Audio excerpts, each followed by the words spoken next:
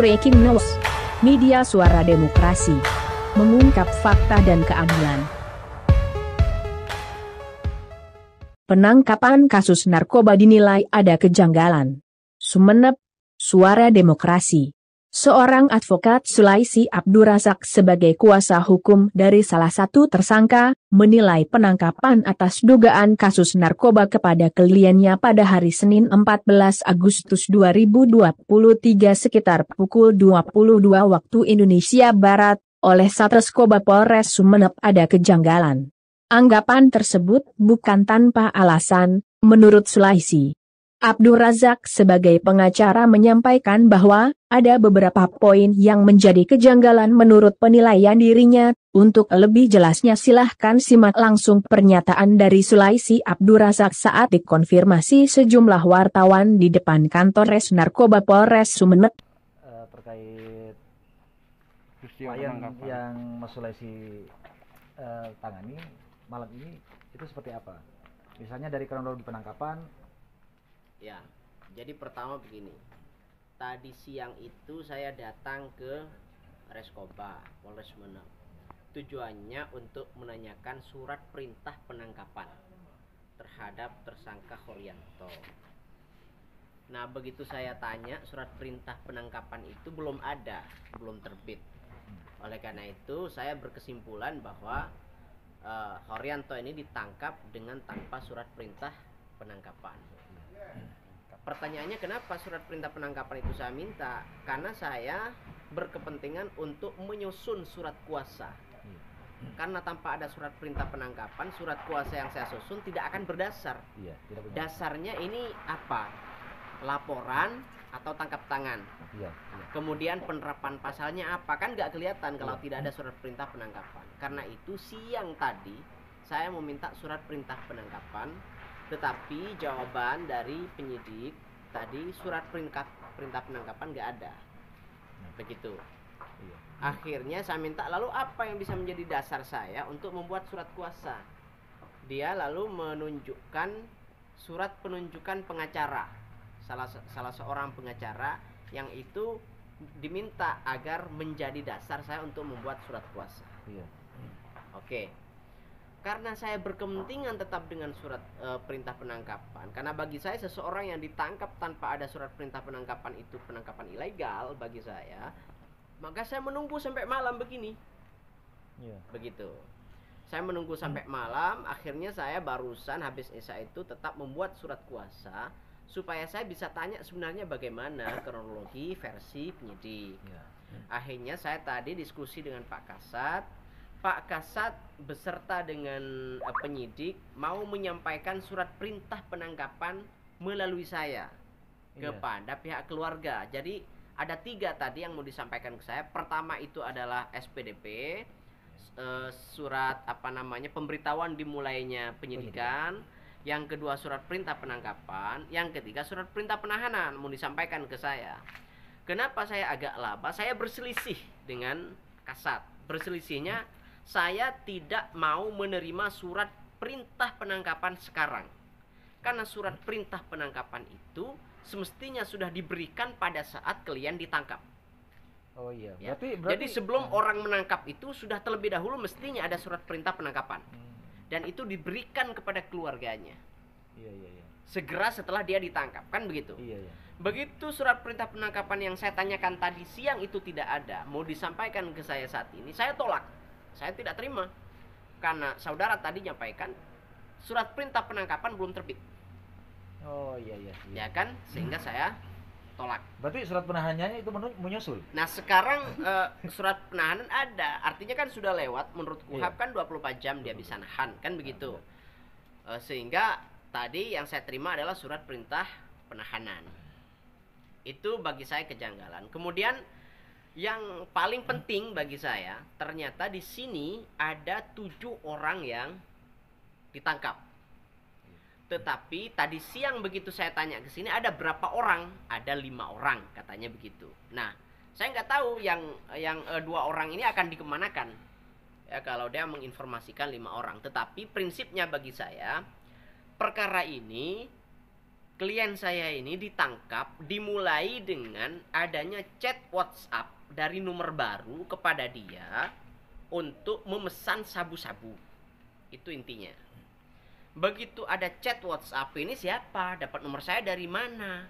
Dia menyebutkan nama temannya, tetapi diminta jangan kasih tahu. Begitu begitu klien saya ini mengambil barangnya, dia transfer ke rekening orang saya. Dia minta rekening, minta nomor yang bisa dikirimi duit. Dia kirim duit itu, lalu begitu mau disampaikan kemana? Disampaikan ke satu tempat. Begitu sampai ke satu tempat itu, yang bertanya itu langsung ternyata polisi. Dia langsung tanya, mana barangnya? Itu polisi, dan seketika itu dia geledah badan, baru ditangkap. Itu intinya. Sehingga saya menilai dari 7 orang yang ditangkap tidak ada pemesan di sana. Satu pemesan itu tidak ditangkap. Begitu saya tanya barusan, dan ini dikejar nggak pemesan yang chat via WhatsApp? Itu tidak dikejar. Pertanyaannya, kenapa tidak dikejar? Apa orang ini spesial? Nah itu yang kita soal tadi. Sehingga kami itu penting bertanya itu supaya terang benderang apakah Horianto ini ditangkap by design atau tidak. Kalau itu by design, maka tidak semestinya hukum itu ditegakkan dengan cara menjebak orang lalu ditangkap. Ini kan nggak benar. Gitu. Karena itu saya minta tadi kepada penyidik, termasuk kepada Pak Kasat, saya minta yang memesan via chat WhatsApp ini ditangkap. Supaya terang benderang siapa orang ini. Itu intinya. Supaya tidak ada kesan di ruang publik bahwa ini orang yang suruhan petugas misalnya. Kan khawatir ada kesan begitu. Itu intinya. Jadi ketika saya bertanya dulu. Jadi di sini tadi apa yang Pak Lawyer sampaikan bahwa di sini ada indikasi dijebak kliennya penjenengan kan. Ya. Menurut secara perspektif hukum itu bagaimana Pak ketika sudah ada masyarakat di situ walaupun ada indikasi dia adalah pengedar misalnya atau pemakai lalu dijebak oleh aparat penegak hukum itu bagaimana? Tidak Pak? boleh hukum itu ditegakkan dengan cara menjebak orang. Ya, dengan cara menjebak orang. Tidak boleh hukum itu ditegakkan dengan cara menjebak orang. Ya, misalnya begini. Saya butuh untuk mengkriminalisasi orang. Saya ingin dia memukul seseorang.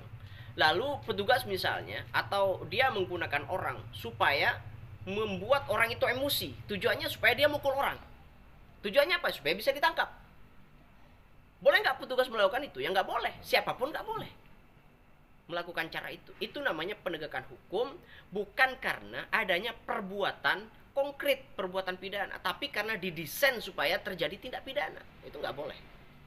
Indikasinya dilakukan oleh oknum aparat penegak hukum. Ya, makanya itu indikasi itu muncul karena si pemesan ini tidak ditangkap. Oleh karena itu kita minta supaya pemesannya ini ditangkap. Lalu bagaimana ketika sampean itu meminta supaya pemesan itu ditangkap, apa tanggapan dari Kasat Escobar? Ya bergeming, tidak ada komentar soal itu. Itu problemnya. Gitu intinya. Ya. Terakhir ada pesan Pak untuk masyarakat terkait persoalan ini? Ya, pertama yang saya sampaikan, narkoba ini adalah masalah yang cukup meresahkan, ya. Tetapi jangan sampai ada satupun di antara masyarakat kita yang terjebak kasus ini karena sengaja didesain untuk ditangkap. Oleh karena itu, pesan saya, jauhilah narkoba sedini mungkin. Jauhilah sedini mungkin.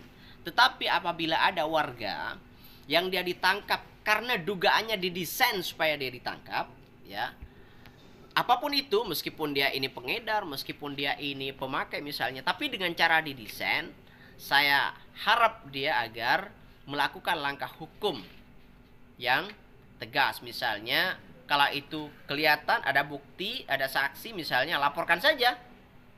Laporkan saja oknum-oknum yang melakukan upaya mendesain supaya masalah ini orang bisa ditangkap, tetapi dengan cara membuat skenario begitu. Untuk saat ini Pak yang ditahan kan informasinya ada 7 orang, tapi sekarang yang ditahan masih tetap 7 orang atau sudah 5 orang ini yang tersisa ini? Saya tidak bertanya soal 7 orang itu tadi karena saya tadi spesifik pada klien saya. Oh iya. Jadi itu bisa ditanyakan langsung pada penyidik. Oh, jadi klien sampean sekarang statusnya apa? Kalau menurut penyidik statusnya sudah tersangka. Sudah tersangka. Ya. Sejak dimulai pukul? Saya nggak tahu tadi dimulai pukul berapa. Tapi yang jelas tadi saya balik dari sini masih mau rep tadi itu masih belum tersangka. Tetapi ini juga yang penting tadi, saya diminta kembali habis isya untuk mendampingi klien saya. Tapi begitu habis isya tadi saya temui klien saya ternyata sudah tanda tangan BAP. Dan artinya dia sudah tidak selesai BAP tanpa didampingi saya. Itu intinya. Padahal saya dari siang nunggu sampai mau rep minta sprint cup nggak ada. Akhirnya kita pulang dulu buat sholat kan. Katanya disuruh kembali nanti untuk pemeriksaan. Begitu saya kembali ternyata udah selesai. BAP-nya sudah selesai. Begitu BAP sudah selesai.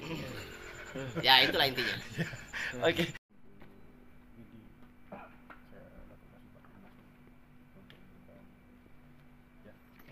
Terkait teknologi aja gimana?